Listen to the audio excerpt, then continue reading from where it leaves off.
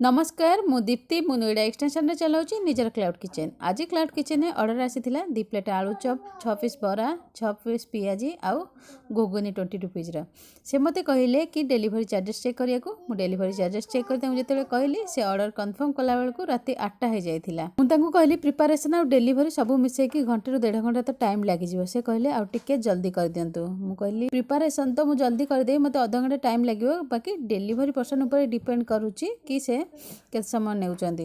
तबे चलंतु देखिबा ऑर्डर मु 30 मिनिट भितर केमिति रेडी कली आ ता सो डिलीवरी चार्जेस आ टोटल फूड प्राइस केते कोन थिला मु लास्ट रे आपन सह शेयर करबी। राती 8 रे ऑर्डर कंफर्म हला तापरे मु प्याज काटिली बेसन गोलिली आ कैबेज मोर आगु कटा होइथिला इवनिंग टाइम रे मु काटी के अल्प टिके कैबेज रखी दिए एयरटाइट कंटेनर रे गोटे दिन पई। मु पैरेलल रे दुई पटे कड़ाई को गरम कर देथिली गोटे पटे आलू चप मसला पई आ गोटे पटे तेल कड़ाई को मीडियम फ्लेम रे गरम कर देथिली।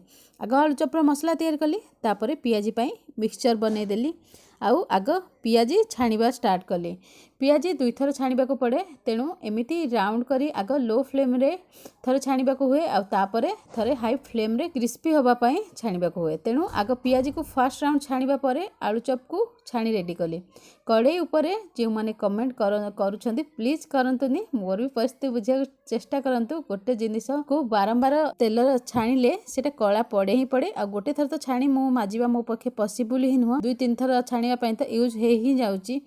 ता छड़ा मु एबे नुआ कड़े नहीं आसी आपण मन कमेंट आ मु बर्दाश्त करि पालेनी। नुआ कड़े एबे नहीं आसी तो ए कड़ेटा आपण माने देखिबेनी से नुआ कड़े रे आपण माने देखिबे बाहर को जाय जिनिस आनिबा पई मते सब किछि क्लोज करी जिबा पड़े सेति पई प्रॉपर टाइमिंग दरकार। सेति पई मते टाइम लागि गला टिके कड़ेटा आनिबा को पैसा टू अधिका होची टाइम मैटर करूची। तापरे पियाजी को सेकंड थर छाणीबा पई एमिति भाबरे फ्लैट करी छाणी नेली आ शेष रे बरा को छाणी रखिली जेमिति एटा लास्ट पर्यंत क्रिस्पी रहिबो। से सब को आग एल्युमिनियम फॉइल रे पैक कली आउ तापरे पेपर रो एनवेलप भितरे पैक कली। पैकिंग वीडियोटा गलती रे मो द्वारा डिलीट हे जाईची। घुगुनी मु पूर्व बनै रखी देइथिली केवल सेटा पैक ही करिवार थिला। 8:30 सुधा ए सब जिंस तांको मु पैक करे सेंड कर देले। 8:38 रे मु तांको मेसेज करिछि कि सब जिंस डिस्पैच हे सारलाणी बोली। आउ एबे देखिबा हमें प्राइसिंग केते कोन प्राइसिंग मु नेली कस्टमर ठू एतिकी जिंसर। प्रथम तो डिलीवरी चार्ज 105 नेला तो एते मोर कोनोसी भी हाथ नाही मु किछि भी करि परिबिनी। कस्टमर कर ऑर्डर कंफर्म करिया पूर्व प्रथम मु तांको डिलीवरी चार्ज क्लियर कर दे जदि कस्टमर राजी होंती तेबे जाई तांको ऑर्डर मु कंफर्म करे।